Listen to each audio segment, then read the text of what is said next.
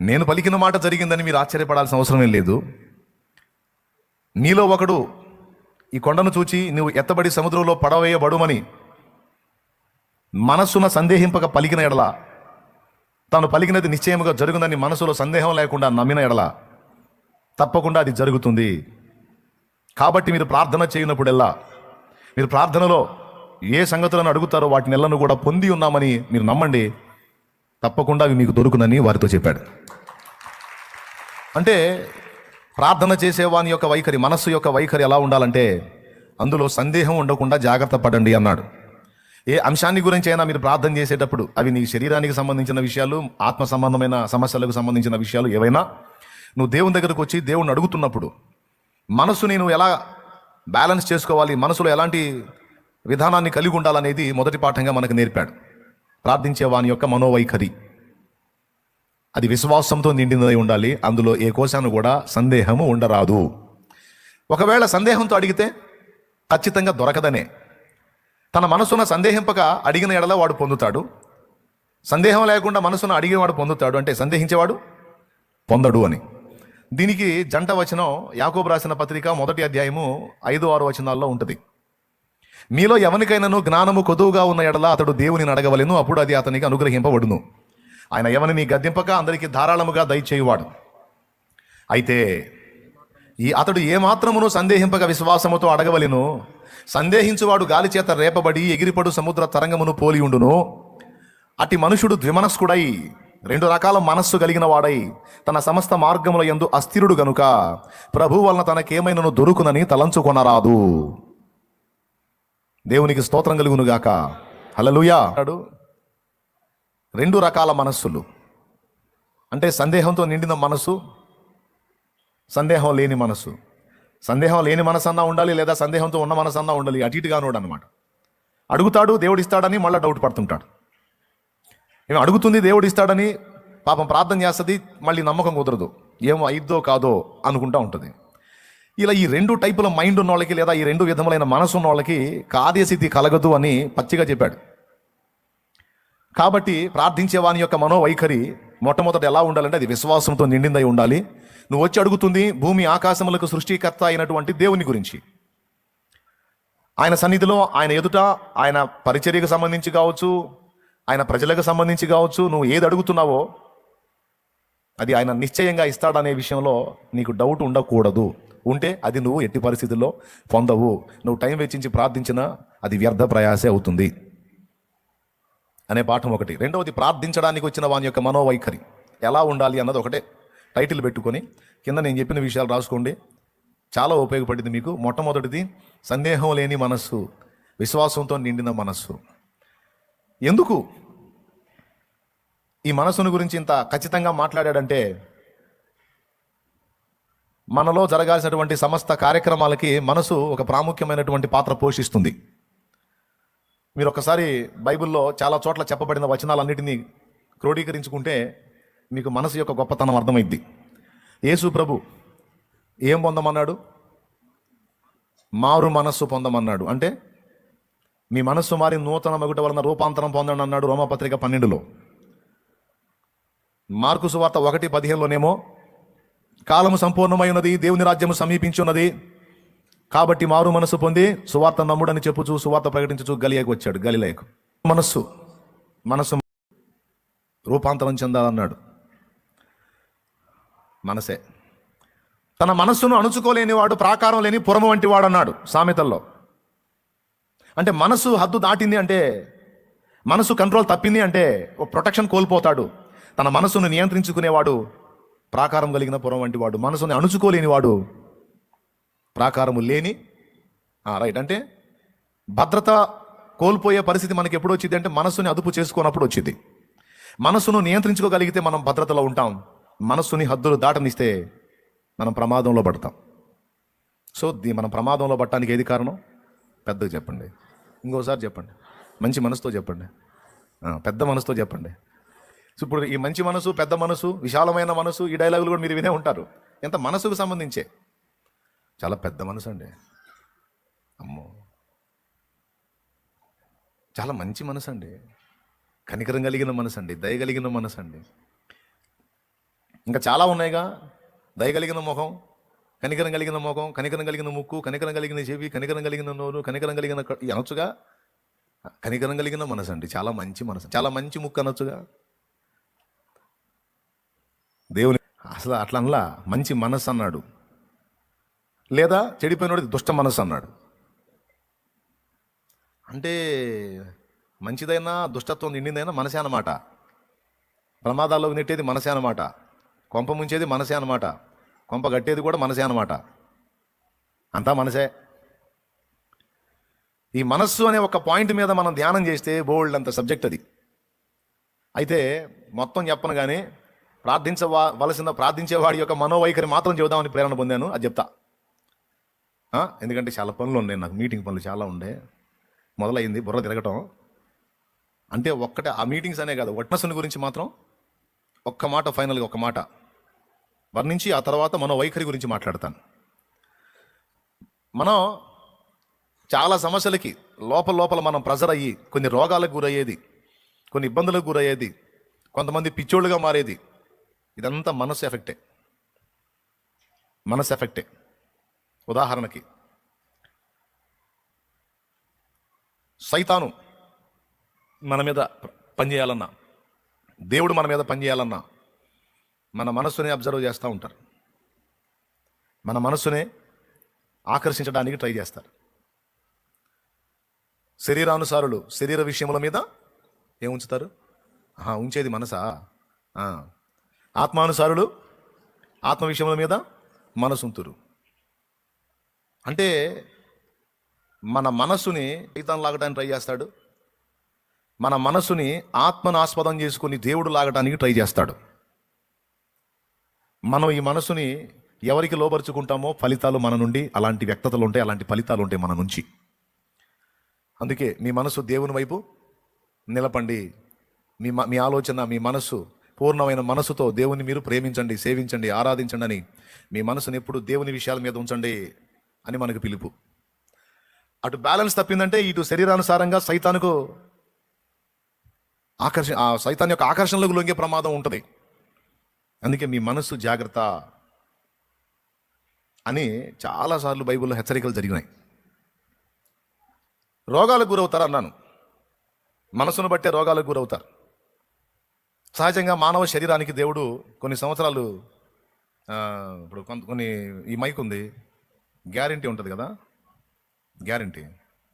మీరు ఈ మైకుని కింద పడేయకుండా, నీళ్ళలో లేకుండా, అగ్ని చేత కాల్చకుండా మైకుని పద్ధతిగా మైకులాగా వాడితే మీకు ఇదిగో ఈ 3 సంవత్సరాలు గ్యారంటీ. రిపేర్ వస్తే మాది బాధ్యత. అవసరమైతే కొత్త పీస్ ఇస్తాం. మీరు ఎక్కువ మొత్తంలో పెట్టి కొంటున్నారు కాబట్టి గ్యారంటీ ఇస్తారు. అలాగా మన శరీరానికి కూడా మినిమం 70 ఏళ్ళు గ్యారంటీ. నరుని ఆయుష్కాలము అధిక బలం ఉంటే అది మినిమం 70 ఇయర్స్. ఈ గ్యారంటీ కూడా బైబిల్లో రాశాడు. అది కూడా 90వ కీర్తనలో దైవజనుడైన మోషే చేసిన ప్రార్థనలో ఈ ఆయుష్కాలం. చాలా చిన్న వయసులోనే దీర్ఘ వ్యాధులకు గురవుతున్నారు. వాతావరణంలో మార్పులను బట్టి, సహజంగా ఈ తినే ఆహార పదార్థాల్లో చిన్న చిన్న మార్పులను బట్టి ప్రాకృతికంగా కొన్ని బలహీనతలు వస్తాయి. అది వేరే సంగతి. అవి వస్తే తగ్గుతాయి. మామూలు రోగాలంటే జలుబు, దగ్గు, తుమ్ములు ఇవన్నీ పిల్లలకు కూడా వస్తాయి, పెద్దోళ్ళకి వస్తాయి, ఇవన్నీ నడుస్తూ ఉంటాయి. అప్పుడప్పుడు జ్వరాలు, కాస్త రెస్ట్ లేకుండా వర్క్ చేసినప్పుడు బాడీ జ్వరానికి గురైంది. అంటే అర్థమేంటో తెలుసా? ఓవర్ హీట్ వచ్చి బాడీ ఇక నేను సహకరించను, నాకు కొంచెం రెస్ట్ కావాలని ఇక జ్వరం వచ్చినోడు ఇక ముసుగుదని పండుకుంటాడు. కనీసం తినటానికి కూడా ఇష్టపడ్డాడు. నోరు కూడా చేదైపోయింది. ఈ తినమ్మా బాగుంటుంది తినండి, నాకు వద్దు, నాకు తినబుద్ధి కాటల్లా, నోరు చేదుగా ఉంది అంటారు. ఎవరు? జ్వరం వచ్చిన వాళ్ళు. ఎందుకు? జీర్ణ వ్యవస్థ సైతం రెస్ట్లోకి వెళ్ళిపోయింది. బాడీ మొత్తం విశ్రాంతిలోకి వెళ్ళిపోయింది. సర్వ శరీరము మౌనం అయిపోయింది. ఇక 1-2 రోజులు అలా ఉన్న తర్వాత చిన్న చిన్న మార్పులు, మళ్ళీ బాడీ సెట్ అయ్యి మళ్ళీ లైన్లోకి వచ్చింది. చాలా వరకు జ్వరం వచ్చిన వ్యక్తికి విశ్రాంతి అవసరం. విశ్రాంతి అవసరం కనుకనే ఓవర్ హీటు, అధిక ఉష్ణోగ్రత బాడీలో పుట్టించి పడేస్తాడు అక్కడ. సో జలుబులు, దగ్గులు, జ్వరాలు, తుమ్ములు ఎక్సెట్రా ఇతరాత్ర చిన్న చిన్న బలహీనతలు అన్నీ మామూలుగా వస్తాయి, పోతాయి. కానీ మినిమం 70 ఏళ్ల గ్యారెంటీ ఇచ్చినటువంటి శరీరానికి దీర్ఘవ్యాధులు ఎందుకు వస్తున్నాయి? దీర్ఘవ్యాధులు అంటే ఇక జీవితకాలం ఆ జబ్బుతో ప్రయాణం చేయాల్సిందే. ఒక్కసారిగా ప్రాణం తీయదు, కానీ క్రమక్రమంగా బాడీని ఇబ్బంది పెడతా ఉంటుంది. దీర్ఘ వ్యాధుల జాబితాలో కొన్ని ఉన్నాయి, అయ్యేందో మీకు తెలుసు. నెంబర్ 1, నెంబర్ 2లో 2 వస్తాయి. 1 షుగరు, 2 పొగరు. అంటే బీపీ తర్వాత ఇంకా కొన్ని జబ్బులు ఉన్నాయి, కొన్ని బలహీనతలు, దీర్ఘ వ్యాధులు.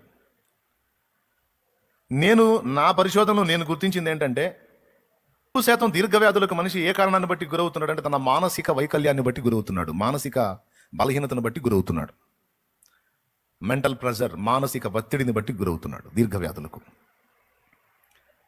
ఆ మానసిక ఒత్తిడి లేకపోతే మెంటల్ ప్రెషర్ అనేది ఒకవేళ మనం కంట్రోల్ చేసుకోగలిగితే దీర్ఘ వ్యాధులు సైతం వెనక్కి తగ్గుతాయి.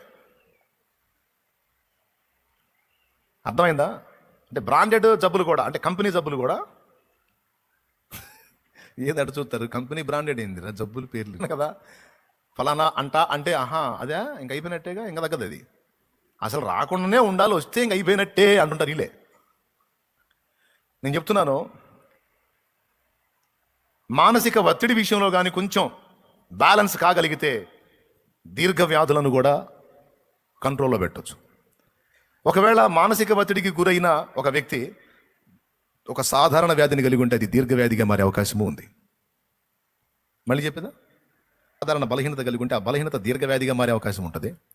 ఒక దీర్ఘ వ్యాధికి గురైన వ్యక్తి తన మానసిక స్థితిని కానీ కొంచెం ఆ వైఖరిని మార్చుకోగలిగితే, ఆ ఒత్తిడిని కానీ తగ్గించుకోగలిగితే అది కూడా వెనక్కి తిరిగే అవకాశం ఉంది. అంటే ఇదంతా ఎందులో జరుగుతుంది? ఈ బాడీలో మార్పులన్నీ ఫస్ట్ మనస్సులో కలిగి ఆ తర్వాత అది శరీరంలోకి వస్తుంది అనడానికి మీకు చాలాసార్లు రుజువులు చెప్పాను నేను. మరి ఎంతమంది వాటిని సీరియస్గా తీసుకొని బ్యాలెన్స్ అవుతున్నారో, ఎంతమంది ఇంకా జుట్టు పీక్కుంటారో నాకైతే తెలీదు. అంటే జుట్టు పీక్కోవడం అంటే ఎప్పుడు పీక్కుంటాం జుట్టు? అని బాగా కోపం వచ్చినప్పుడు, ఎవరిని తన్నాలనుకున్నా వాడిని తన్నాది కానప్పుడు, అప్పుడా లేదు. రకరకాల సమస్యలను గురించి మనం ఇబ్బంది పడతాం. ఆ ఒత్తిడి నీ విషయంలో కూడా జరిగింది. నీకేదన్నా అలాంటి డౌట్ వచ్చినప్పుడు నీ బాడీలో నీకు తెలియకుండానే షివరింగ్ రావటం, నీ ఒళ్ళంతా చెమటలు పట్టడం, చల్లటి గాలి తగులుతున్నా సరే నీ బాడీ తన కండిషన్ని కోల్పోవటం, ఈ మార్పులన్నీ మన శరీరంలో జరుగుతాయి. ఇప్పుడు నీ సంగతే తీసుకుందాం. పొలం గట్టు మీద పోతున్నావు, సాయంత్రం 6:30 అప్పుడు ఇంకా చీకటి పడుతుంది, నల్లటి మేఘాలు గమ్మినాయి, వర్షపు ఛాయ కనపడుతుంది. ఊళ్ళోకి వెళ్ళిపోదామని పొలం గట్టు మీద నడుస్తూ వస్తున్నావు, ఇంకా డార్క్, కింద అర్థం కావట్లా. ఈలోపు కొంచెం దూరం వెళ్ళిన తర్వాత నీ కాళ్ళ దగ్గర ఒక పెద్ద పాము ఉంది. జస్ట్ ఒక అడిగేస్తే అది పాము, అడిగేస్తే నువ్వు నడిచే గట్టుకు అడ్డంగా ఉంది. నువ్వు వెనక్కి వెళ్దామంటే వెంటబడిద్ది, ఎందుకంటే పెద్ద పాము ముందుకు వెళ్ళడానికి అడ్డంగా ఉంది. అప్పుడు నీ కండిషన్ ఏంది? కొంతమంది టౌన్లో ఉండేవాళ్ళు మాకు ఆ భయం ఏం లేదు, అసలు పాములు ఉండవు అంటారు. ఉండవు అన్న సంగతి నాకు తెలుసు. కొద్దిగా మీరు అట్లా ఊహించుకోండి, అక్కడ ఆ ప్లేస్లో ఏం జరిగింది. నువ్వే ఉన్నావు, చల్లటి గాలి తగులుతుంటుంది పొలాల మీద, కానీ నీ కాళ్ళ ముందు పాము. ఇప్పుడు ఆ గాలి నీకు తగిలిద్దా? గాలి తగులుతూనే ఉంటుంది, కానీ బాడీకి అర్థం కాదు. వెనక్కి వెళ్తే వెంటబడితే, ముందుకెళ్తే కాటేసిద్ది, ఉన్న దగ్గరే ఆగిపోతావు.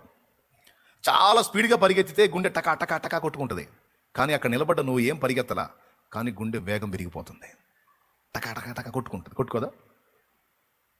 ఏదండి, ఏం చెప్పరు మీరు? కొట్టుకోదా? బాడీ చెమటలు పట్టదా? మాట వచ్చిద్దా? పెద్ద పాము ఆ దరి నుంచి ఆ దరికి కనపడుతుంది. ఎట్లుంటుంది? మాట వచ్చిద్దా? మాట రాదు, చేతులు కాళ్ళు వణుకుతుంటాయి. నాకు అర్థం కాదు, ఈ లక్షణాలన్నీ ఎప్పుడు వస్తాయి? బాగా శరీరం శ్రమకు గురైనప్పుడు, బాగా పరిగెత్తినప్పుడు బాడీ అంత చెమటలు వచ్చేస్తుంది, గుండె స్పీడు పెరిగిపోద్ది, బాడీ షివరింగ్ అప్పుడు వచ్చిద్ది, బాగా వేగంగా పరిగెత్తినప్పుడు. కానీ నువ్వు అడుగు కూడా వేయలా, కానీ బాగా స్పీడ్గా చాలా దూరం పరిగెత్తిన వాడి బాడీ ఏ లక్షణాలు చూపించిందో, అడుగు కూడా వెయ్యని నీ బాడీలో ఆ లక్షణాలు కనపడుతున్నాయి. ఎలా కనపడతాయా లేవా? కనపడితే వాళ్ళు చేతండి. మంది చిన్నదానికే ఒత్తిడికి గురవుతారు. వినండి ఇక బాగా. సమస్య ఇంతది కాదు, ఇంతదే. దానికి ఎంత మనసులో ఒత్తిడి గురవుతారంటే వాళ్ళని మనం కంట్రోల్ చేయకపోతే ప్రాణం కూడా తీసుకుందాం అన్నంత వ్యక్తులకు వెళ్ళిపోతారు. చిన్నదే ఇంత మాట, చిన్న సమస్య. కొంతమంది ప్రాణం తీసుకోరు, కానీ ఇంత సమస్యకి తిండి మానుకుంటారు, నిద్ర మానుకుంటారు. ఇంత సమస్య ఆలోచిస్తూ ఉంటారు. ఈ పేషెంట్ కాక రోగాలు రాకేమొస్తాయింది ఏమమ్మా? చిన్నదానికి ఆలోచించి, పెద్దదానికి ఆలోచించి, ఇంతదానికి ఆలోచించి, అంతదానికి ఆలోచించి బతుకంతా ఇక అట్టనే ప్రెజర్ గురైతే 40 ఏళ్ళు నిండేసరికి కంపెనీ రోగాలన్నీ లైన్లో ఉంటాయి. పత్రం కొంతమంది మనసు అట్లా ఉంటుంది, మరి దరిద్రంగా అట్లా తెచ్చి ఏం చేద్దాం, మరి ఎంత చెప్పినా వాళ్ళు మారరు. ఒకప్పుడంటే నిరీక్షణ లేదు, ఒకప్పుడంటే మనకు ధైర్యం లేదు, ఒకప్పుడంటే మనకు భరోసా లేదు. ఎందుకంటే జీవము గల దేవుడు మనకు తెలియదు. కానీ ఈరోజు మనకు ఆయన ఉన్నాడు కదా. ఆయన ఏంటో తెలుసు, ఆయన జ్ఞానం తెలుసు, ఆయన బలం తెలుసు, ఆయన శక్తి తెలుసు. మనమంటే ఆయనకి ఎంత ప్రేమో తెలుసు. మనకు కావాల్సిన ఏమిటో ఆయనకి తెలిసిన సంగతి మనకి తెలీదా? మరి తెలిసి ఎందుకు జుట్టు పీక్కుంటున్నారు? తెలిసి ఎందుకు పిచ్చోళ్ళు అవుతున్నారు? తెలిసి ఎందుకు ఆవేదనలో బతుకుతున్నారు? తెలిసి ఎందుకు ప్రెజర్ అవుతున్నారు? తెలిసి ఎందుకు చిన్న చిన్న వయసులో పెద్ద పెద్ద రోగాలకు గురవుతున్నారు? ఎందుకో?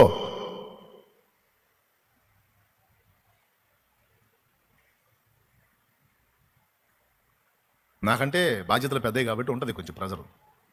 అన్ని దైవికంగా చేయాలి, సెన్సిటివ్ మ్యాటర్లు కాబట్టి నాకు ఉంటుంది ఒత్తిడి. నీకు అంతసేటు ఏముంది? చిన్న ఫ్యామిలీ,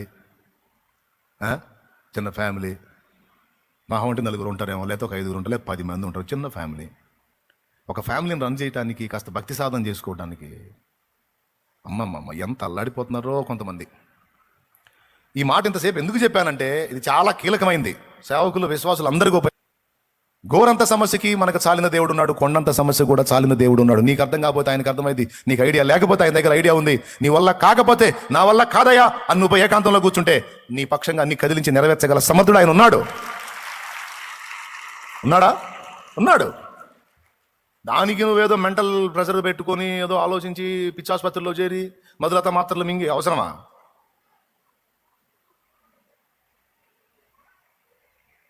ఏమమ్మా? వెళితే ఆయన కూర్చుంటే ఆయన, లెగితే ఆయన ఎవరు? వాళ్ళ ఆయన. ఊరి నీ ఆయన జల్లంగుండా ఆయన అమ్మ నిన్ను గుంట్లో పెడితే వస్తాడా ఆయన? ఏమ్మా గుంట్లో పెడితే వస్తాడా? ఒడ్డును కూర్చొని మట్టేత్త ఎడుతాడు, వెళ్ళిపోయావా. ఒక్కొక్కడికైతే లోపల ఆనందం, ఫ్రెష్గా కొత్త పెళ్లి చేసుకోవచ్చు మళ్ళీ. వెళ్ళిపోయావా, దరిద్రం వెళ్ళిపోయింది అంటుంటాడు.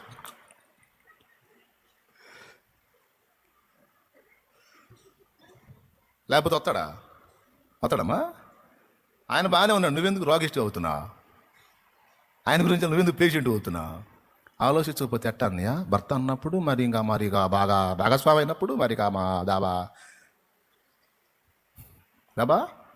దాబా సోది మొహం దానా అని అనకూడదు. నేను అనను. ఎన్నిసార్లు చెప్పినా అదే అదే అదే అదే అదే కొంతమంది. ఆయన నంబర్ 1 ఉంటాడు, ఏమైనా టెస్ట్ చేస్తేనేమో షుగర్ వచ్చి ఉంటుంది. ఆయన బాగానే ఉంటాడు, ఏమైనా టెస్ట్ చేస్తేనే బీపీ పెరిగి ఉంటుంది. ఎంతలే 190, ఇంకొద్దికి పెంచు పోతాం అని చెబితే టెస్ట్ చేసినాడు.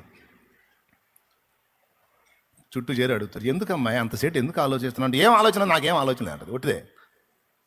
మైండ్ అంతా ప్రెజర్. ఏది చిన్నదే. జెంట్స్ కొంతమంది లేడీస్ గురించి, లేడీస్ కొంతమంది జెంట్స్ గురించి, కొంతమంది పిల్లల గురించి, కొంతమంది పెద్దల గురించి, కొంతమంది జాబులో ఎదురయ్యే చిన్న చిన్న సమస్యల గురించి, కొంతమంది చదువులో ఏర్పడే ఒత్తిళ్ళ గురించి, కొంతమంది ఉద్యోగ ప్రయత్నంలో ఏర్పడే విఫలతల గురించి, కొంతమంది పిల్లలు లేరు అన్న కారణం చేత రోజు ఏడ్చేవాళ్ళు ఉన్నారు, ఒత్తిడికి గురయ్యిన వాళ్ళు ఉన్నారు, నిద్రలు పట్టక నిద్ర మాత్రలు మింగుతున్న వాళ్ళు ఉన్నారు. ఎన్ని చెప్పుకోదగ్గ గొప్ప సమస్యలు కాదు బిడ్డ. నేను ఎందుకు ఇంత పచ్చిగా చెప్తున్నా అంటే, మరి సున్నితంగా చెబితే మీకేమో నాటదు. అందుకే సోదిమోహం దానా, సోదిమోహం అని చెప్పి తిట్టి మరీ చెబుతున్నా. అర్థమైందా? నేను తిట్టంలే, అంటే తిడతాను అని చెప్పి చెబుతున్నా. చెప్పిన దేవునికి స్తోత్రం చెప్పండి మనసారా. చెప్పండి. ఒత్తిడికి గురవుతారా? అవ్వండి. నాదేమైనా ప్రార్థన చేస్తా. ఈ రోగం వచ్చిందంటే నాయన నీ ఇష్టమైతే తగ్గించు, లేకపోతే ఉంచాను ఆయన నీకు స్తోత్రం. కడుపులో మండితే అదే చేస్తా ప్రార్థన. ఇష్టమైతే తగ్గించు, లేకపోతే ఇంకా అతి పెందలాడు పీడవద్దు. చెప్పిన మాట వినండి మర్యాదగా. విరుగుడు చెప్తున్నా. అందరికీ బాధ్యతలు ఉన్నాయి, అందరికీ సంసారాలు ఉన్నాయి, అందరికీ కుటుంబాలు ఉన్నాయి, అన్నీ ఉన్నాయి. అందరికీ సమస్యలు ఉన్నాయి. సమస్యలు లేని వాళ్ళు ఎవరు ఒకళ్ళు చేయొత్తండమ్మా, అసలు నాకే ప్రాబ్లం లేదని వాళ్ళు ఒక్కళ్ళు చేయొత్తండమ్మా. గజమాల ఆర్డర్ చేస్తాను నేను, ఒక్క ప్రాబ్లం కూడా నాకు లేదు, అన్ని విషయాల్లో ఫుల్ హ్యాపీ అన్నోళ్ళు చేయొత్తండి. ప్రతి మనిషికి చిన్నతో పెద్దతో ప్రాబ్లం ఉంటుంది. ఎవరికి తగ్గ ఒత్తిళ్ళు వాళ్ళకున్నాయి. అయితే ఈ చింతలు, ఈ ఒత్తిళ్ళు, ఈ భారాలన్నీ విరిగిపోయే చోటేదో తెలుసా? యేసయ్య పాదాలు. ఇక నీ విరిగిపోయే స్థలం, వీటన్నిటిని విదిల్చుకునే స్థలం ఆయన పాద సన్నిధి. నేను అందుకే ప్రెజర్ పెరిగిందంటే పరిగెత్తుతా. అడుగు తెలుసా? ఏకాంతానికి వెళ్ళిపోతా. ఏదో చెట్టు చూసుకుంటా. మీరు పోయారు, మీరు బాగుండదు, లేడీస్ ఛాన్స్ ఉంది, జెంట్స్ కాబట్టి మీరు వదిలే, మీరు గదిలోకి వెళ్ళండి, లేకపోతే మందిరానికి రండి, మీకు అద్భుతం. నా సంగతి చెబుతున్నా నేను. నువ్వు కూడా మందిరానికి వెళ్ళదు, కానీ ఆ ఒత్తిళ్ళు ఈ మందిరానికి వస్తే ఆల్రెడీ 1 కిలో నెత్తిన వేసుకొని వస్తే రాగానే ఇంకో 10 కిలోలు అయింది. కొంతమంది పేషెంట్లు కూడా ఉంటారు, ఎంత చెప్పినా అర్థం కాదు. వాళ్ళు తగిలారంటే నాకు 10 ఇంతలు ఎక్కువైద్ది. అందుకని ఇప్పుడు నేను మందిరంలో ప్రశాంతంగా ఉండలేను. ఎందుకంటే నన్ను చూస్తే కనీసం వాడు ప్రార్థన చేసుకుంటున్నాడని కూడా వదిలిపెట్టరు. ఫస్ట్ వచ్చి నిలబడతారు. నాకు వినపడేటాడు, ప్రార్థన చేసుకుంటున్నాడు అనుకుంటాగా అన్నయ్య అంటే, ఒరే మేము వచ్చాం లే అని. అంటే ఇంకొక ఎంతసేపు చేస్తాడు, లెగుతాడులే, కాసేపు నిలబడదు, పెద్దగా నాకు వినపడాలి. ఎట్లుంటుంది ప్రార్థన చేసేవాడికి? ఒక్కొక్కళ్ళు ఈ మాటలు మాట్లాడరు కానీ సప్పుడు చేస్తుంటారు. ఇవన్నీ చూసి మందిరానికి దూరం అయ్యానమ్మా. నేను బలిపెట్టాను దగ్గర ప్రార్థన కూడా చేసుకొని ఇట్లా నేను ప్రార్థన మేము అనగానే చుట్టూ నలుగురు కనబడి అన్నయ్య నిలబడితే వాళ్ళ కాళ్ళు ఆగి 4 నిమిషాలు వదిలిపెడతారు. కూర్చొని దొరికాను అనుకో 4 నిమిషాలు 40 నిమిషాలు అయింది. ఇక నాకు ప్రెజర్ పెరిగిందిరా అనుకున్నప్పుడు ఎడిపోతాను తెలుసా? మనుషులు ఎవరు లేని నిర్మానుష్య స్థలానికి వెళ్తా. ఇది కూడా చెప్తున్నాను బిడ్డలారా, వినండి. నయానో భయానో నవ్విచ్చో కవిచ్చో ఒక విలువైన మాట మీ హృదయంలో చేరయ్యాలనేది నా ఆశ, అంతే. దేవునికి స్తోత్రం, హల్లెలూయా. మీరు ఒత్తిళ్లు పెంచుకొని, మీరే ఆలోచించుకొని, మీరే ప్రెజర్ అయ్యి, మీరే గందరగోళమై దేవుడు మీకు ఇచ్చిన ఆరోగ్యకరమైనటువంటి దేహాన్ని పాడు చేసుకోవద్దు. బాగుండాలి, మీరు ఆరోగ్యంగా ఉండాలి, మీరు బ్రతికి ఉండాలి, మీరు శక్తివంతంగా ఉండాలి. ఎందుకంటే మీరు యేసయ్య కోసం బతకాలి, మీరు యేసయ్య పని చేయాలమ్మా. ఎట్లా నువ్వు 30 ఏళ్ళకి నువ్వు పేషెంట్ అయితే, ఎట్టమ్మా నువ్వు 50 ఏళ్ళకి అంత అయిపోయింది అదంటే, ఎట్టమ్మా 60 ఏళ్ళకి ఇంక అయిపోయింది, ఇంకా నన్ను పెట్టరావటమేనంటే ఎట్ట కుదిరిద్దమ్మా? 60 ఏళ్ళకే 60 ఏళ్ళకి మారు మనసు పొందాడమ్మా. 65 ఏళ్ళకి హనోకు 75కి పొందాడు. 90 ఏళ్ళకి అన్నదే ఎవరు?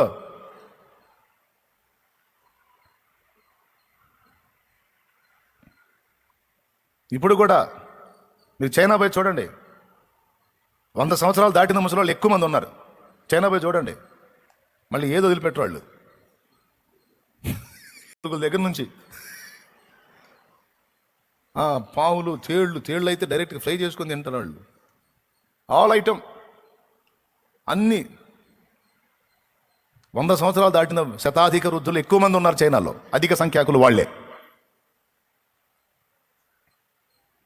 చేతనైన పని చేయాలి. ఏదన్నా మానసిక ఒత్తిడి మనకి ఎక్కువైతే దాన్ని అలాగనే కలిగి ఉండి మనం ఆ ఒత్తిడిలోనే అలాగనే ఉంటే ఖచ్చితంగా బలహీనత గురవుతాము. ఎక్కువ టైం పట్టదు, చాలా తక్కువ కాలంలోనే డ్యామేజ్ అవుతాయి అవయవాలు.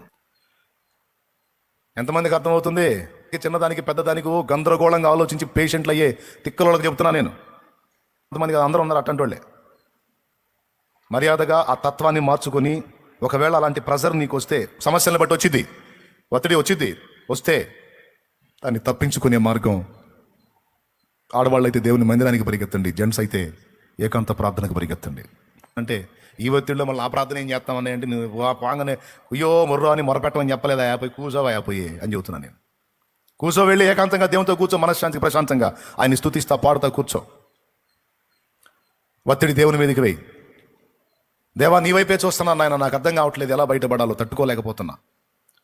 తనకు ఒత్తిడి వచ్చింది, మరణకరమైన భయం వచ్చింది, మరణకరమైన అపాయం వచ్చింది. ఏలియాకి ఏం చేశాడు? కూర్చొని ఐడియాస్ వేసుకుంటా కూర్చోలా.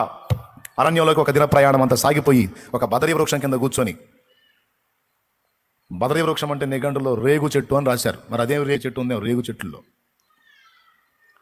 దాని కిందకి పోయి కూర్చున్నాడు. కూర్చొని మోకాళ్ళుని ప్రార్థన చేసి సావో బతుకు అని దేవుడికి చెప్పుకొని ఏం చేశాడు తెలుసా? మరణ భయం ఉన్నాడు, టెన్షన్లో ఉన్నాడు, ఏం చేయాలా? తప్పించుకునే మార్గం కూర్చొని ఆలోచించాలా. ఆయన ఏం చేశాడు? శుభ్రంగా నాకు తెలియదు, నా వల్ల కాదు, అన్నీ నువ్వే చూసుకో, నా ప్రాణం తీసుకొని శుభ్రంగా చెట్టు కింద పండుకొని నిద్రపోయాడు. ఇప్పుడు ఏం చేయమని చెబుతున్నా నేను? నిద్రపోండి. స్తోత్రం. నిద్రట్టు వచ్చిందన్నయ్య, ఏకాంతానికి పోండి, ప్రార్థన చేసుకో, దేవునికి అప్పచెప్పు, కాసేపు ప్రశాంతంగా నిద్రపో. దేవుడు ఉన్నాడని నమ్మితే నిద్రపో. ఆయన నా పక్షంగా కార్యం చేస్తాడంటే ఇక ఒత్తిడి గురి కావద్దు, ప్రశాంతంగా విశ్రమించు. తల్లి ఒడిలో పవళించే బిడ్డవలేనే, తండ్రిని ఒడిలోనే ఒదిగెదనయ్యా. తల్లి ఒడిలో పవళించే బిడ్డవలేనే, తండ్రిని ఒడిలోనే. అర్థమై సావద్దు మన గొడవ. మనం ఒకటి చెబుతూ వాళ్ళు ఇంకోటి చెబుతుంటారు, అనవసరం. మనుషుల దగ్గరికి వెళ్ళొద్దు ప్రెజర్ అయినప్పుడు. కొంతమంది రిసీవ్ చేసుకునే వాళ్ళు ఉంటారు, కొంతమంది భరోసా నీకెందుకు నేను చేస్తాను ప్రశాంతంగా కూడా అనేవాళ్ళు ఉంటారు. అలా అనేవాళ్ళు తక్కువ, ఎక్కువ మంది మనకి రేర్. కానీ మనకి 100% ఆ భరోసా ఇచ్చేవాడు మాత్రం యేసయ్య.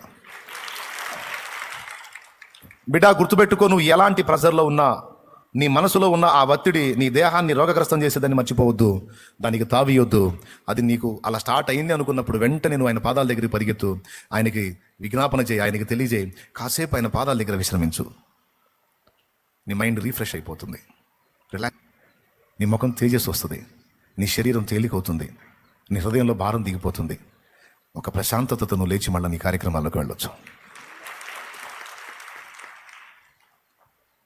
అలా చేయకుండా ఒత్తిడిని అలానే కంటిన్యూ చేసావంటే ఆల్రెడీ పారంపర్యంగా ఉన్న జబ్బులే కాక క్రొత్త సమస్యలు కూడా నీకు ఎంటర్ అయ్యి, అది కిడ్నీ మీద పడవచ్చు, లివర్ మీద పడవచ్చు, బ్రెయిన్ మీద పడవచ్చు, హార్ట్ మీద పడవచ్చు.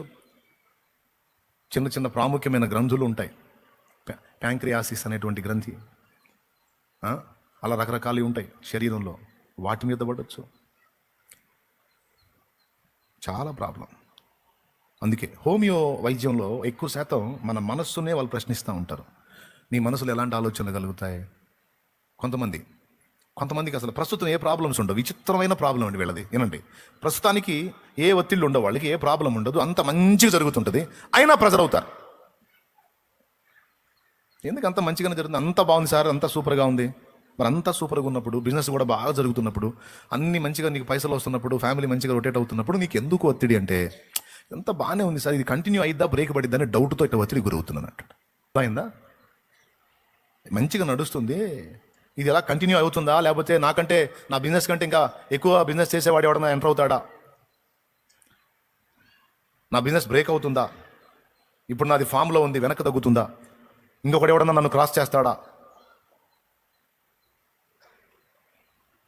అందరికంటే బాగా సంపాదించినవాడు అంబానీ అంటారు కదా. పాప అంబానీ కూడా ప్రశాంతత ఉండదు. అంబానీ అదాని గురించి ఆలోచిస్తుంటాడు, లేకపోతే వాడు వీడి గురించి, అది వీడి వాడి గురించి, ఇంకొకటి గురించి ఆలోచించి ఎవడికి మనశాంతి ఉంటుంది. అది భూమి మీద మనిషి బతుకు. ఏమన్నా అర్థమైంది నేను చెప్పేది? నా నా నా లైఫ్ ఇలానే సాగిపోయిద్దా లేకపోతే బ్రేక్ పడిద్దా అని ఆలోచించి ఏబులాగా అట్లా ఇబ్బంది పడేవాళ్ళు ఉంటారు. నేను అందరికీ చెప్తున్నాను, సేవకుడైనా, సేవ చేసే సేవకుడైనా, సేవకురాలైనా, విశ్వాసులైనా ఎవరైనా గుర్తుపెట్టుకోండి, నిన్నటికి నేటికి ఉన్న దేవుడు రేపటికి కూడా ఉన్నాడు. నిన్న కాచినవాడు నేడు కాస్తున్నవాడు రేపు కూడా కాచుకుంటాడు. గనుక మనసుని నువ్వు ఎలా డిజైన్ చేసుకుంటున్నావో, మనసుని ఎలా సిద్ధపరచుకుంటున్నావో ఒక్కసారి చూసుకో. అన్న నాకు ఈ ప్రాబ్లం ఉందన్నా, చిన్నదానికే ఒత్తిడికి గురైపోయి ఆలోచిస్తూ ఉంటాను, వెంటనే నేను ఇక దుఃఖంలోకి వెళ్ళిపోతాను, ఒత్తిడికి గురవుతాను, నాకు ఉందన్నా ఈ లక్షణం అన్నోళ్ళు యథార్థంగా చేయొద్దండి. మీకు కూడా ఉందిగా. మరి ఇప్పుడు ఏం చేద్దాం? పేషెంట్లు అవుదామా, దాని నుంచి విడుదల పొందుదామా?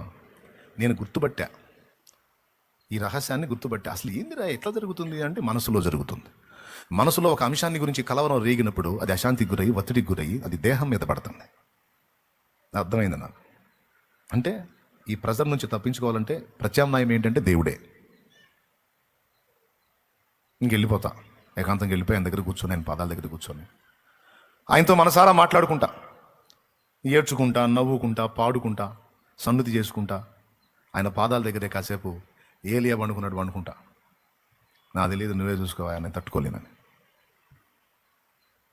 ఆయన కృప చూపి సేద తీర్చి వెన్ను తట్టి, ఏదో తెలియదు ఆయనకి చెప్పుకొని కాసేపు ఆయన పాదాల దగ్గర ఉంటే ఎక్కడ లేని ధైర్యం, ఎక్కడ లేని ఉత్సాహం, ఎక్కడ లేని ప్రోత్సాహం నేను అనుభవించా చాలాసార్లు.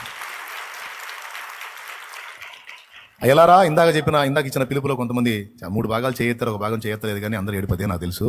మీరు షో చేసినా నేను తెలుసుకోలేనంత తిక్కలో నేను కాదులే, కానీ ఏమి అందరూ ఏడిపోతే చెప్పినట్టు చేయండి. చేస్తారా? ఏం చేస్తారు?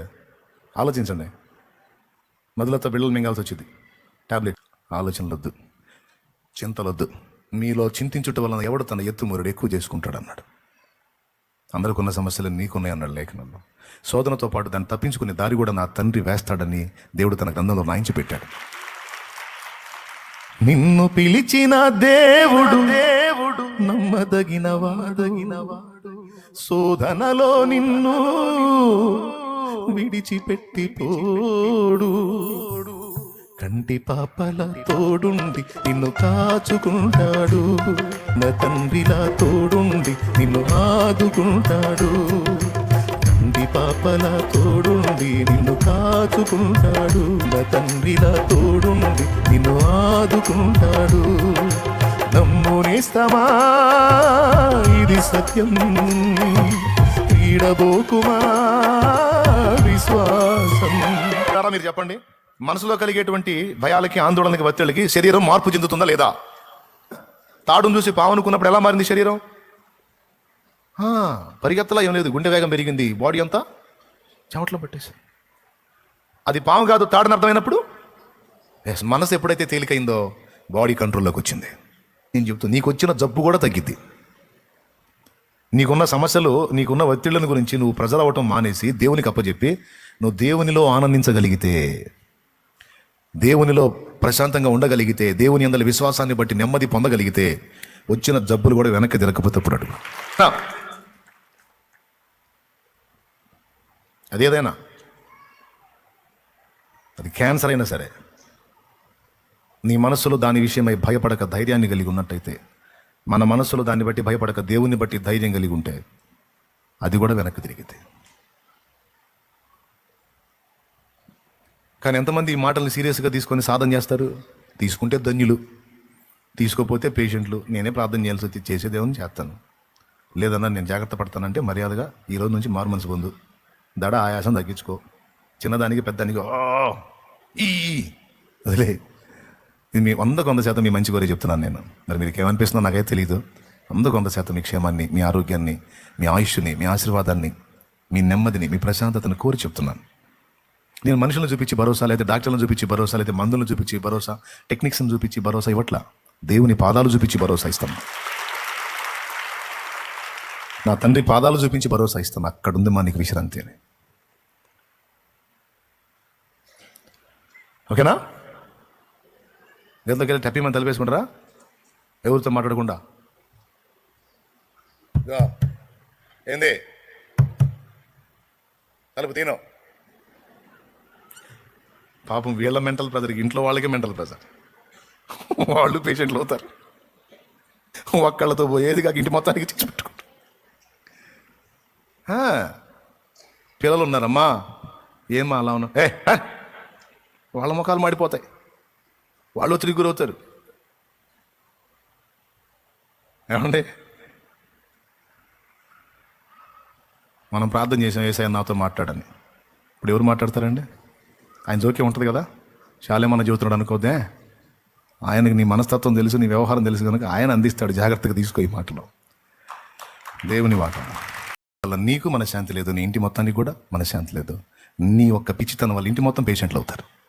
నీకు తెలియదు బిడ్డ, నీ ఎఫెక్ట్ మొత్తం మీద పడితే. అందుకే ఎల్లప్పుడూ సంతోషంగా ఉండమన్నాడు. ఎడతెగక ప్రార్థన చేయి, ఎల్లప్పుడూ సంతోషంగా ఉండు, హ్యాపీగా ఉండుమా, సంతోషంగా ఉండు. సంతోషకరమైన మనస్సు, ఆరోగ్యకరమైనటువంటి మనస్సు. మన ముఖం చూస్తే కలవరంలో ఉన్నవాడు కూడా రిలాక్స్ అవ్వాలా. అంతేకాని రిలాక్స్గా ఉన్నాడు మన ముఖం చూసి వాడు కలవరానికి గురి కాకూడదు. ఏమండి మా ఫ్యామిలీ అనుకుంటారు అట్ట చెబుతున్నాడు మీకు, ఇంట్లో మా అందరికీ దడలు కమ్మిటట్టు చేస్తాను. ఆట పట్టియడానికి నేనేం ఇది కాను. నాకు హెవీ అయిందంటే నాకుంది దారి. అమ్మో, నేను ఆయనతో అనుసంధానం కాకపోతే ఆయన పాదాలు నేను పట్టుకునే అలవాటు నాకు లేకపోతే ఎప్పుడో పిచ్చి హాస్పిటల్లో చేరను. నా రథము లేవి పైన తిరుగుతున్నవి అనుకుంటా ఆడ పైకి చూసేవాడిని ఎప్పుడు. అస్సలు చూస్తా ఏమన్నా లాగలిగిద్దాబడి చూస్తా, అబ్బో ప్రెజర్ అవుతుందంటే ఆయన పాదాలు. మనస్సుని తేలిక చేసుకోండి, మనస్సుని ఒత్తిడికి గురి చేసుకోవద్దు, మనస్సుని ఆయన మీద ఆనుకొన చేయండి. ఎవని మనస్సు లేక ఎవని హృదయము నీ మీద ఆనుకొనునో వానిని అశాంతి గలవానిగా చేయదు అన్నాడా.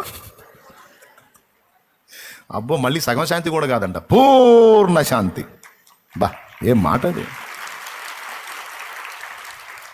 తన ప్రియుని మీద ఆనుకొని వచ్చుచున్న ఈమె ఎవరన్నాడు పరమగీతంలో.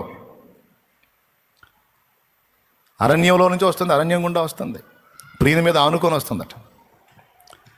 ఎక్కడుందండి? యెషయాలో ఉంది. ఎవని హృదయమా మనసా?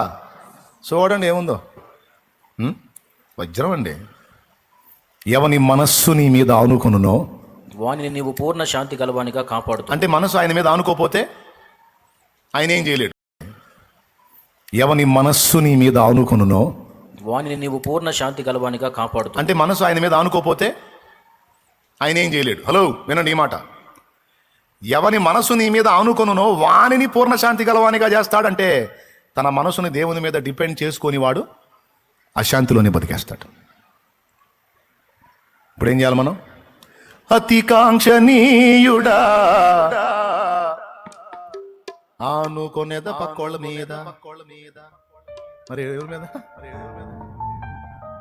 ఎవరి మీద? అతి కాంక్షణీయుడా ఆనుకొనేద నీ మీద. అరణ్య యాత్రలోన నా దాగు చోటు నీవే. నలువైపుల నుండి సమస్యలు నన్ను తరుముతూ వస్తే నేను దాక్కునేది ఎక్కడో తెలుసా యేసయ్యా? నీలోనే. నలువైపుల నుంచి ఒత్తిళ్లు నన్ను కమ్మి నన్ను మింగ నన్ను వెంటబడినప్పుడు నేను దాక్కునేది ఎక్కడో తెలుసా? నీలోనే. నా దాహాతి తీర్చుకునే చోటేదో తెలుసా? నీ పాదాలే. అరణ్య యాత్రలోన నా దాగు చోటు నీవే, ఆ నీటి ఊట నీవే.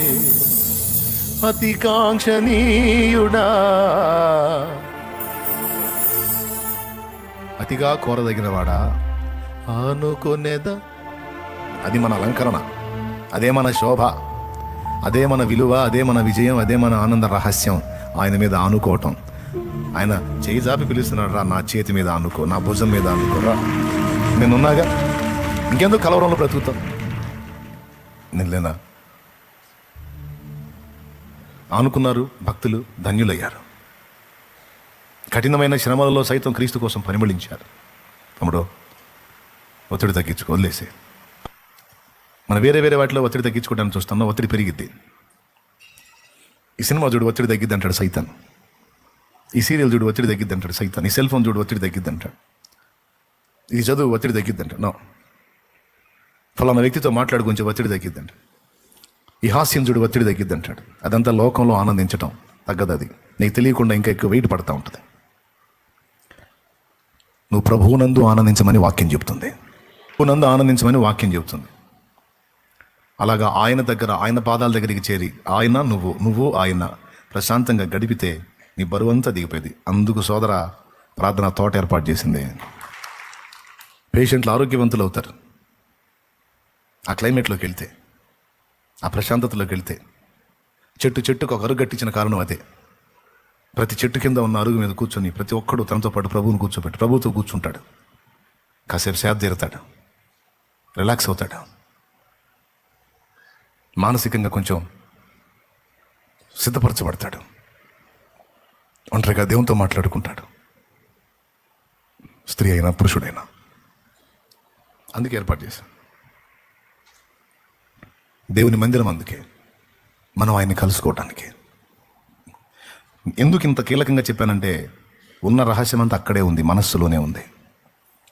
10 కాలాలు బతికి సేవ చేయాలన్నా, పెందలాడి సావాలన్నా మనసులోనే ఉంది.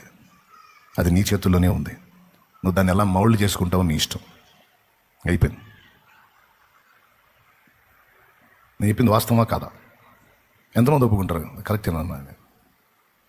అది కాస్త లోడు పడుతుందిరా అన్నప్పుడు ఏం చేయాలా? సన్నిధి కన్నా, ఏకాంతానికన్నా వెళ్ళాలా? వీళ్ళు ఏం చేయాలా? దేవునితో కూర్చోవాలా?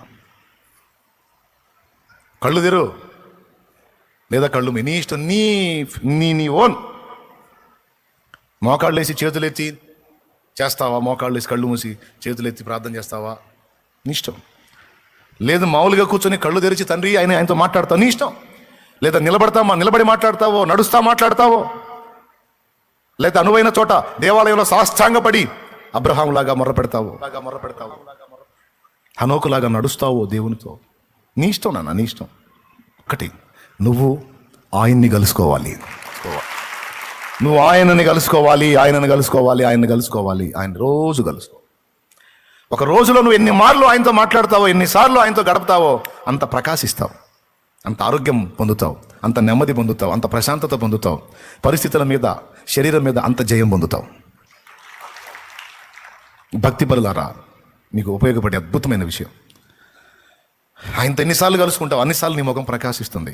అన్ని జనులు నీ ముఖం చూసినప్పుడు నువ్వు సువార్త చెప్పడం కాదు, నీ ముఖంలో ఉన్న ఆ ఆనందం, ఆ సంతోషం, ఆ కళను చూసే పరిగెత్తుతారు దేవుని పాదాల దగ్గరికి. వాళ్ళు ఎన్ని పూసుకున్నారా అదంత కళ. రోజులో సగం పూట బ్యూటీ పార్లర్లో కూర్చున్నారా ఆ కళ. దేవుని బట్టి ఒక మనిషి ముఖంలో వచ్చి ఆ వెలుగు, ఆ కళ, ఆ ఆనందం, ఆ తేజస్సు ఎట్లా వస్తుందండి?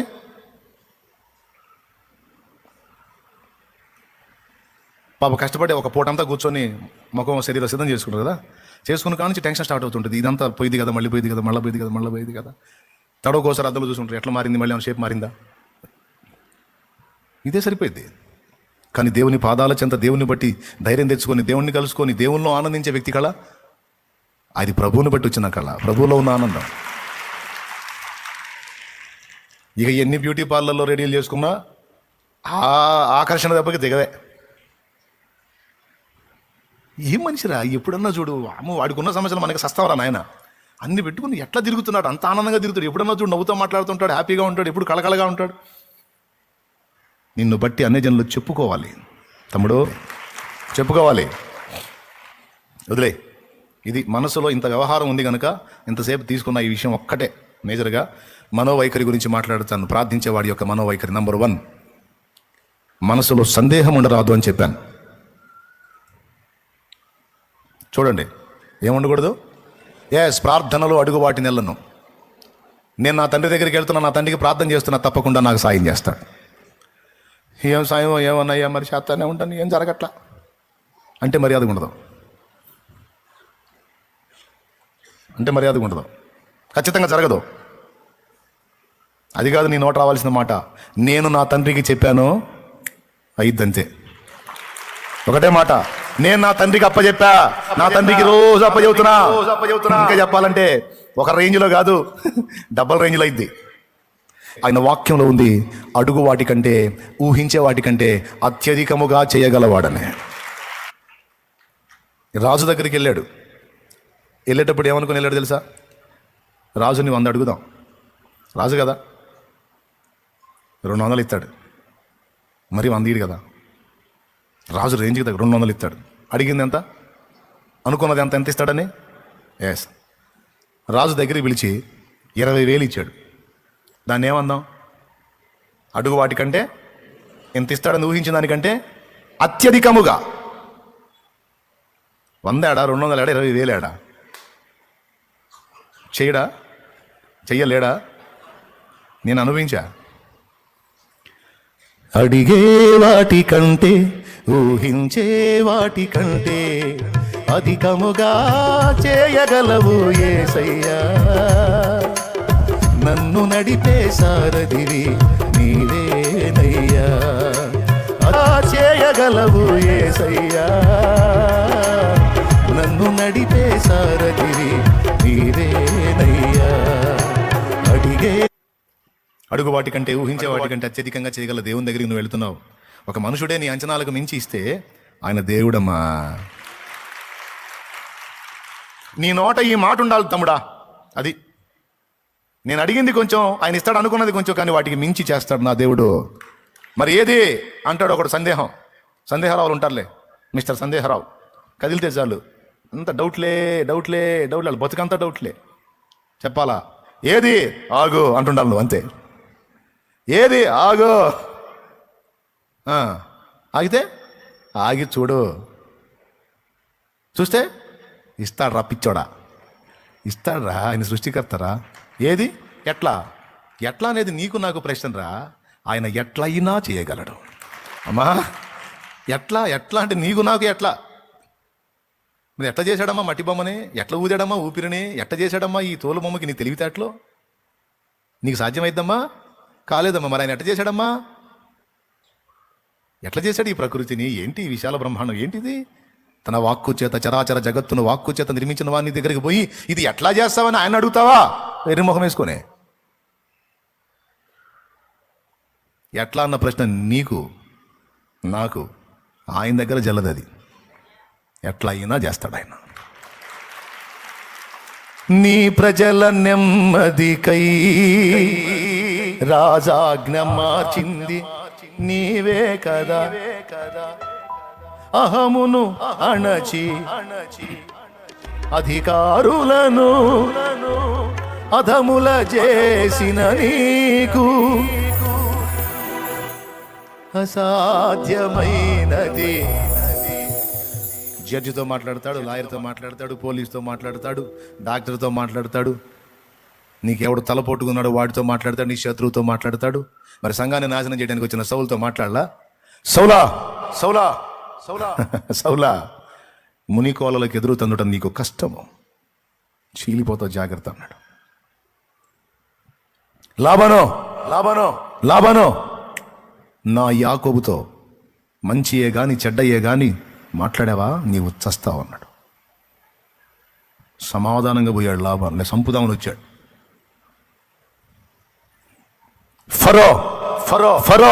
ఫరో ఎంత ధైర్యం నీకు? నా దాసుడైన అబ్రాహం భార్యను తీసుకొచ్చి ఇంట్లో పెట్టుకుంటా ఉన్నావు. సస్తావు. నాకు తెలియదయ్యా. కబురు పెట్టు, ఇచ్చి పంపించు. అయ్యా ఆయన భార్యతో పాటు నా దగ్గర ఇంకో మనిషిని కూడా అప్పు చెబుతానయ్యా, దండం పెడతాను, నేను చేయొద్దయ్యా. అభిమేలకు నువ్వు సస్తావు. దేవా ఎవరింటా నువ్వు తీసుకొచ్చి పెట్టావు? నా దాసుడు, నా సేవకుడు, నా స్నేహితుడు రా అబ్రాహం, నా ప్రవక్త. నీవు నీ ఇంట చేర్చుకున్న స్త్రీ నా ప్రవక్త భార్య. ఎంత ధైర్యం రా నీకు? రాజు అయితే నువ్వేమి ఇదనుకుంటున్నావా? ఆమె విషయమై నీవు చచ్చిన వాడవు సుమే. దేవా ఇట్టి నీతి గల జన్మను హతము చేయుదువా? నాకు తెలియదయ్యా. చెల్లెలని చెప్పాడయ్యా. ఏమో తక్కువ తినలా అన్నని చెప్పిందయ్యా. లేకపోతే నేను అంత దుర్మార్గుడిని కాదయ్యా, నేను ఎట్లా తెచ్చుకుంటాను? అందుకే నా ఇళ్లలో అన్ని ఇంత దారుణాలు చేస్తున్నావు, మా అందరి ఇళ్లలో ఇంత దారుణాలు జరుగుతున్నాయి, ఎందుకైనా నీకు దండం పెడతానయ్యా, అవును పంపిస్తానయ్యా. పంపించు, అతనికి అప్పగించు, అతడు నీ కొరకు ప్రార్థన చేస్తాడు. అతడు నా ప్రవక్త. ఊరుకోడు. నీ పక్షంగా రాజులతో మాట్లాడతాడు, అధికారులతో మాట్లాడతాడు, చక్రవర్తులతో మాట్లాడు. వాడు ఎవడైనా సరే, నాసికారంధంలో జీవవాయువు కలిగిన వాడు ఎవడైనా సరే, నీ శత్రువైనా సరే, వాంతో నా తండ్రి మాట్లాడతాడు. నీకు చేతగాని ఆయన చేత కాదు అనుకుంటావా? నీలాగా దేవుణ్ణి ఊహించుకుంటావా? కాబట్టి ఇప్పుడు చెప్పు, దేవుని దగ్గరికి వచ్చినప్పుడు అరాకొర విశ్వాసంతోనా, లేకపోతే ఇంకా ఎక్కువే? ఏది మరి అన్నోడికి చెప్పు. ఏది ఆగితే ఉంది. ఎంత? అడిగిన దానికంటే ఊహించిన దానికంటే అత్యధికంగా చేస్తాడు. నాకుంది విశ్వాసం. అందులో బ్యాలెన్స్ మిస్ అవ్వకూడదు. ఏందో నేను కూడా చూస్తున్నా, మరి ఎందుకన్నా చేయలే, మరి ఏమో ఆయన ఇష్టం చేస్తాడో లేదు అన్నావా పోయింది. ఆ డైలాగే రాకూడదు నీ నోట. నేనైతే ప్రార్థన చేశా, మరి ఇక ఆయన ఇష్టం, మరి ఆయన చేస్తే చేస్తాడు, లేకపోతే లేదు అన్నావా పోయిందే. అసలు ఆ మాటే రాకూడదు. నేను అడిగా, ఆయనకి విన్నపం చెప్పా, తప్పకుండా తగిన కాలం ముందు ఆయన సహాయం చేస్తాడు. నాకు కన్ఫర్మ్ రిపోర్ట్ రాసేసా. ఇది నిజం, నేను చెప్పాలా. అక్కడ ఉంది మార్కు 11. ఏం చదివావు? మీరు ప్రార్థనలో అడుగు వాటి నెలను పొందేశాను అంతే. పొందుతావు కూడా కాదు, పొందేశా. అంతమంది ఇటు పక్కనే తుమ్మ చెట్లు ఉన్నాయి. అటు చూపించి ఏమన్నాను, ఏం కనపడుతుంది మీకన్నా?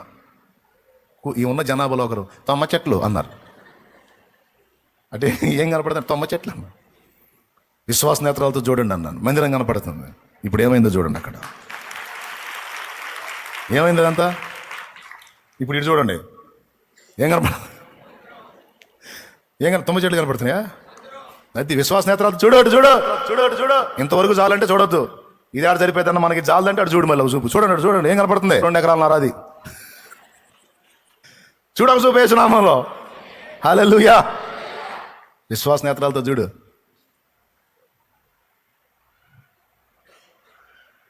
చేస్తావా? నీ పక్షంగా ఆయన వస్తాడు, ఆయన కార్యం చేస్తాడు. నేను ఆయన మీద ఉంచిన నిరీక్షణ, విశ్వాసం నన్ను సిగ్గుపరచలా. నా తలను ఎత్తాడు ఆయన, నీ తలను కూడా ఎత్తుతాడు. కృంగిపోవద్దు, కలత చెందొద్దు, వేదన పడొద్దు. చావా బ్రతుక, చావును వెతకొద్దు. నీ నిరీక్షణ నేను సిగ్గుపరచదు. నీ కన్నీళ్లు ఆయన బుడ్డిలో దాచి ఉంచాడు. నీ కన్నీళ్లు ఆయన పుస్తకంలో రాశాడు. ఏ కారణాన్ని బట్టి నువ్వు ఏడ్చావో, ఎన్ని మార్లు ఏడ్చావో, ఎంతగా ప్రలాపించావో ఆయన పుస్తకంలో రాయబడ్డాయి. నేను చెప్పానా? 56వ కీర్తన 8వ వచనం, నా సంచారములు నీవు లెక్కించి ఉన్నావు, నా కన్నీళ్లు నీ బుడ్డిలో దాచి ఉన్నావు, అవి నీ కవిలలో కనబడును కదా అన్నాడు. కవిల అంటే పుస్తకం. మన కన్నీటి విజ్ఞాపన, మన కన్నీటి ప్రార్థన, మన కన్నీళ్లతో బాధను బట్టి చేసిన మూలుగులు, కార్చిన కన్నీళ్లు పుస్తకంలో రాయబడ్డాయని చెబుతుంది ఆ వచనం. కాబట్టి ప్రార్థన చేసేవాని యొక్క మనోవైఖరిలో మొట్టమొదటి సంగతి, సందేహమునకు తావు ఉండరాదు. మనస్సును అలా దిటవు చేసుకోవాలి. నేను అడుగుతున్నా, నా దేవుడు సహాయం పంపించేశాడు అంతే. ఆమేన్. ఇచ్చినందుకు స్తోత్రం. ఇచ్చావతండి స్తోత్రం. ఇస్తే స్తోత్రం కాదు, ఇచ్చినప్పుడు స్తోత్రం కాదు, ఇచ్చినందుకు స్తోత్రం. అదిగా తిరుగులేని విశ్వాసం. 2-3 మాటలు విజ్ఞాపన చేయటం, ఇచ్చినందుకు స్తోత్రం.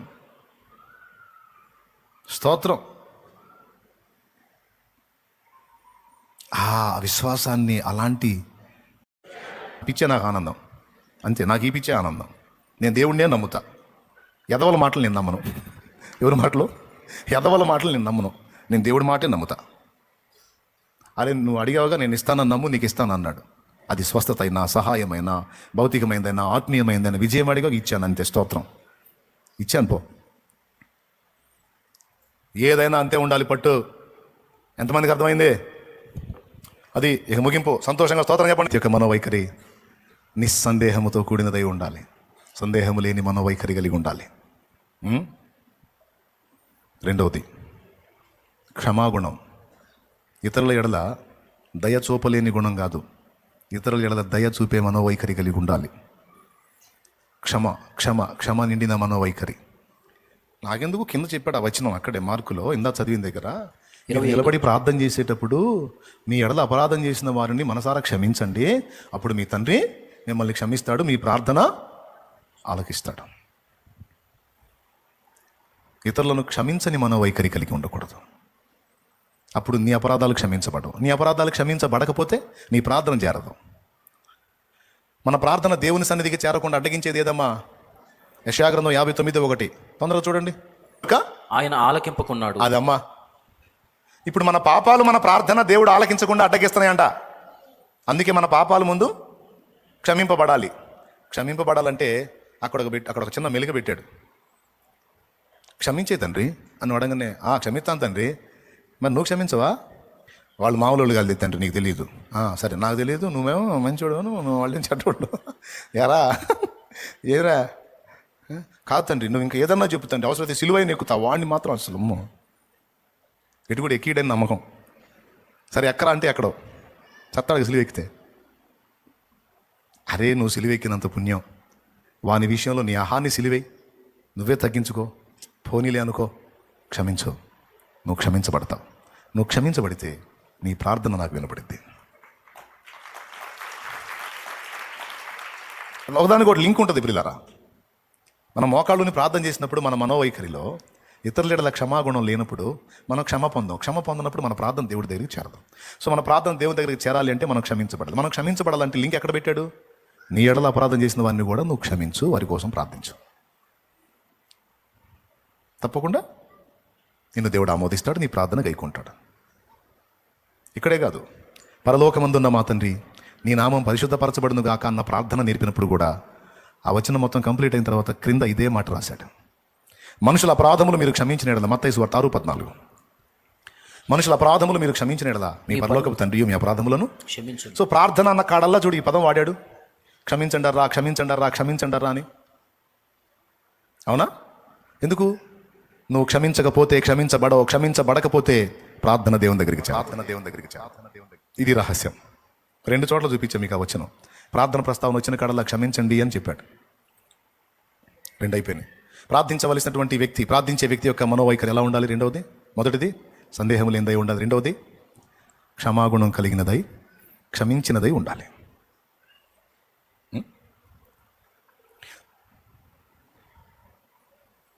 మూడవది, ప్రార్థించేటువంటి వ్యక్తిగా ఉన్న నువ్వు ప్రార్థించే నీ మనోవైఖరి ఎలా ఉండాలంటే స్వార్థంతో కూడిందై ఉండకూడదు. దేవుని మహిమను వెతికేదిగా, సమాజ శ్రేయస్సును కోరేదిగా ఉండాలి. ఇది మీరు అడిగినను మీ శరీర సుఖం కోసం, మీ ఆనందం కోసం మీరు అడుగుతారు కనుక మీరు పొందకున్నారన్నాడు. చూడండి యాకోబు రాసిన పత్రిక 4వ అధ్యాయంలో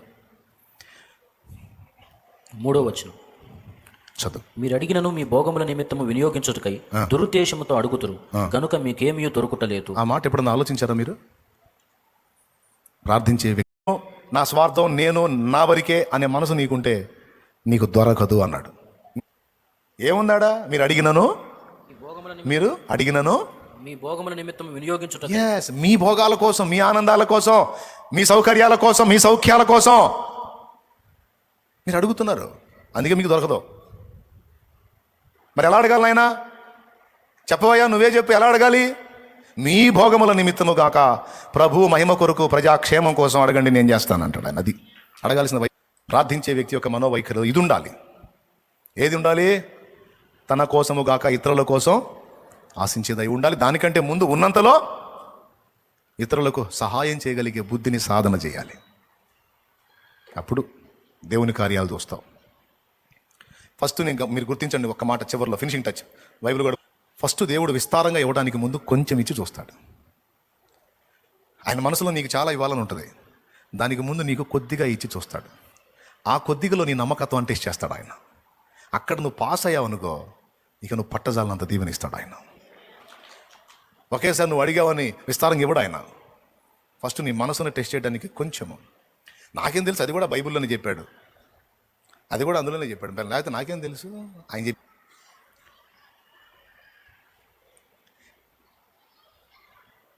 10 పట్టణాలు ఇద్దాం అనుకున్నాడంట. 10 పట్టణాలు ఎన్నాయా? 10 పట్టణాలు ఒకడికి. 10 పట్టణాలు ఇచ్చే ముందు 5 తలాంతులు ఇచ్చాడంట. లేదా 5 దేనారాలు అనుకో, 5 దేనారాలు అనుకో ఇచ్చి, నేను దేశాంతరం వెళ్తున్నాను, వచ్చేటప్పటికి వీటిని పెట్టుబడిగా పెట్టుకుని మరి కొన్ని సంపాదించండి అని చెప్పి ఒకడికి 5, ఒకడికి 2, ఒకడికి 1 ఇచ్చి వెళ్ళాడు. కనీసం లాస్ట్ వాడికి 1 అన్నా ఇచ్చాడు, అసలు ఇవ్వకుండా అయితే లేడు.